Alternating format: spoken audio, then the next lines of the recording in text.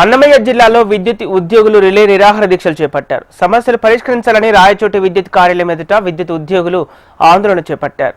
విద్యుత్ కాంట్రాక్ట్ ఉద్యోగులను వెంటనే రెగ్యులర్ చేయాలంటూ నినాదాలు చేశారు. గత ప్రభుత్వం తమకు తగిన న్యాయం చేయలేదని ఆరోపించారు. తమ న్యాయపరమైన డిమాండ్లు పరిష్కరించడంలో అధికార ప్రభుత్వం కూడా నిర్లక్ష్యంగా వ్యవహరిస్తుందని విమర్శించారు. 22వ తేదీన జిల్లా కలెక్టర్కు వినతి పత్రం సమర్పించి విరమింపజేస్తామని తెలియజేశారు. రాష్ట్ర కమిటీ ఆదేశాల మేరకు తర్వాతి కార్యాచరణ ప్రకటిస్తామని విద్యుత్ కార్మికులు తెలిపారు.